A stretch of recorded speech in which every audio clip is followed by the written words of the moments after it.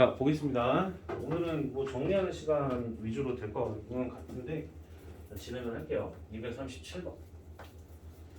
자, 237번을 봐보면 1부터 7까지의 자연수가 각각 하나씩 적힌 7장의 카드 중에서 임의로 3장을 뽑았을 때 뽑은 카드에 적힌 세 수의 합이 홀수일 확률은 이라고 되어 있습니다. 자, 지금 봐보게 되면 임의로 3장을 갖다 한 장씩 뽑는 게 아니라 한꺼번에 뽑는 것이기 때문에 홀수게 있으면 합이 홀수가 되는 거잖아요. 그래서 홀수가 한 개인 경우, 홀수와 짝수가 한 개고, 그 다음에 짝수가 3장 뽑으니까 2개인 경우하고, 홀수가 3개, 짝수가 0개인 경우로 나눠서 봐야 되는데, 준비되어 있는 숫자가 1부터 7까지로 한정되어 있으므로 홀수 같은 경우에는 1, 3, 5, 7, 그 다음에 2, 4, 6 해서 짝수 뭐 이렇게 나와요. 이해돼요? 오케이?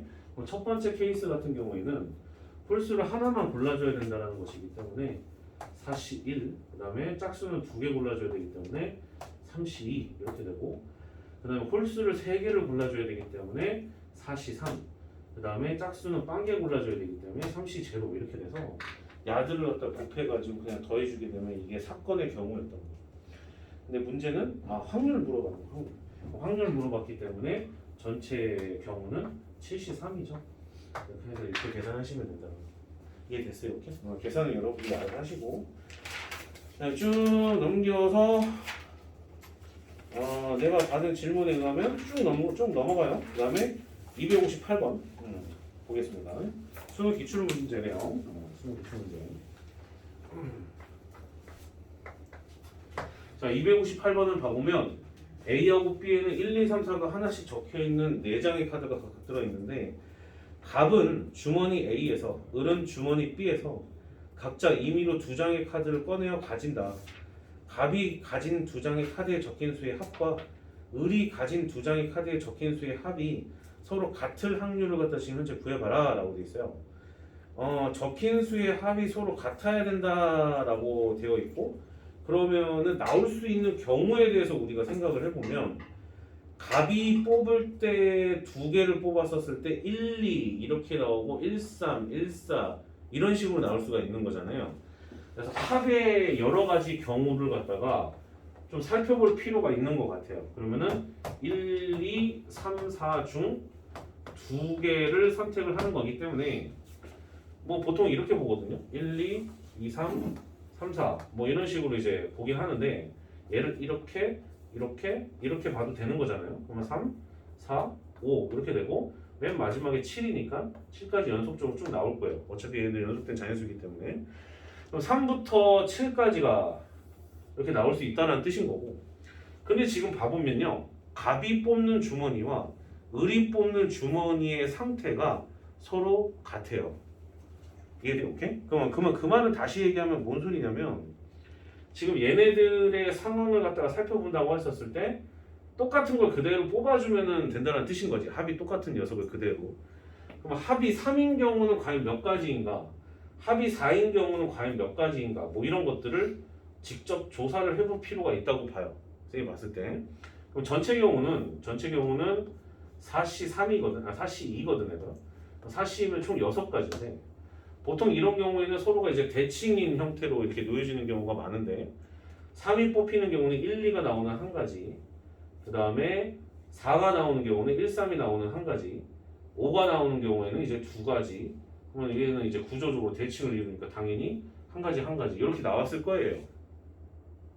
이해됐어요? 오케이? 그러면 쌤은 이제 지금 다시 한번 봐보면, 얘네가 갑이 뽑은 그 녀석의 합과 을이 얘네가 또 똑같이 그대로 나오면 되는 거거든. 이해되니? 오케이? 그럼 얘네들을 조금은 이렇게 풀 수도 있죠.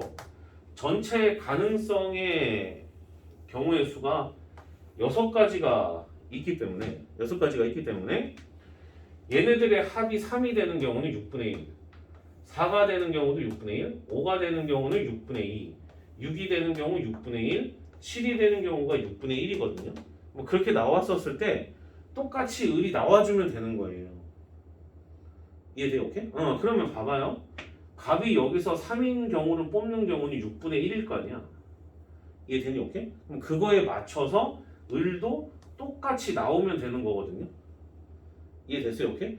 그러면 이런 식으로 똑같은 구조적인 대칭을 갖고 있는 게 하나, 둘, 셋, 네 개지 않습니까?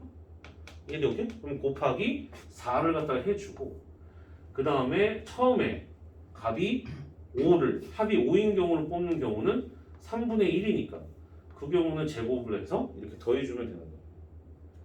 이해가 됐어요? 오케이? 무슨 말인지 알겠어요? 그럼 더해줘서 이제 정리를 해주면 36분의 그 다음에 4 그러니까 8 이렇게 돼서 이거를 계산해 주시면 돼요. 돼요? 오케이? 그럼 약분 되겠는데 약분 되면은 9분의 2 답 뭐야? 11 답 11 맞아? 오케이? 이렇게 된다니. 이해됐어요? 오케이? 정리 잘 해주세요. 자, 그다음 260. 그래서 원래 확률이 조금 더 깊게 들어가면 얘들아 우리가 저번 시간에 했었던 거는 그냥 단순하게 그냥 노가다 뛰듯이 그냥 경우의 수를 구해가지고 그냥 까는 건데 경우의 수 말고도 확률로도 구할 수가 있어요. 모든 문제가 그런 건 아닌데 확률 자체만으로 푸는 게 뭐 이런 풀인 거예요. 이런 풀인 거예요. 이런 것들도 나중에 다 학습을 하셔야 됩니다. 지금 260번 키가 서로 다른 네 사람이 일렬로 서일 때 왼쪽에서 세 번째에 선 사람이 자신과 이웃한 두 사람보다 키가 작을 확률이라고 돼 있어요. 왼쪽에서 세 번째에 선 사람이 이웃한 두 사람보다 키가 작아야 된대요. 자, 쌤은 보통 키로 이렇게 나오는 걸 갖다가 이렇게 숫자로 표현을 합니다. 키가 그냥 1, 2, 3, 4인 거예요.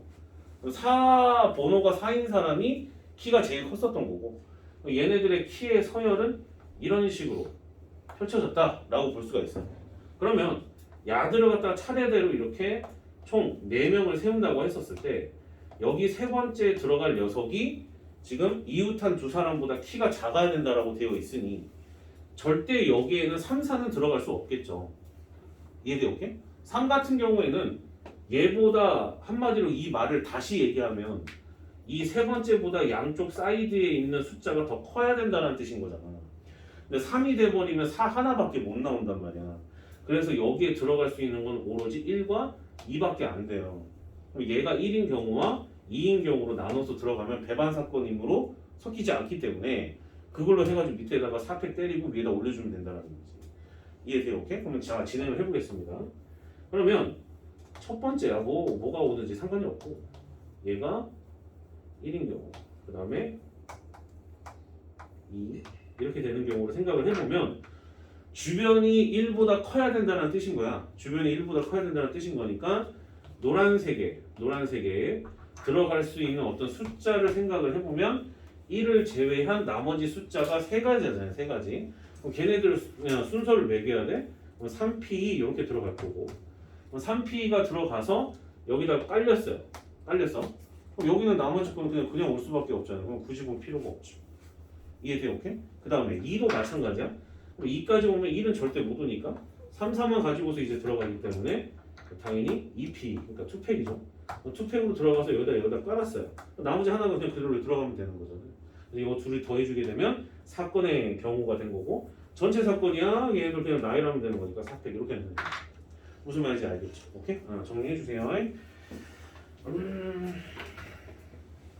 그러니까 이런 아이디어들이 되게 많죠. 확통 같은 경우가 아이디어 싸움인 거거든. 아이디어를 어떻게 생각하냐에 따라 엄청 시간이 오래 걸리게 풀 수도 있는 거고 어떤 부분은 되게 짧게 풀 수도 있는 거기 때문에 쌤은 솔직히 확통이 정말 수학적 지식의 어떤 지표인 것 같아. 내가 봤을 때 그래. 지금은 이제 문과 애들만 수능 시험 볼 때 보는 선택 과목으로 빠져가지고 많이 쉬워졌는데 옛날에는 이과생들이 확통을 볼 때가 있었어요.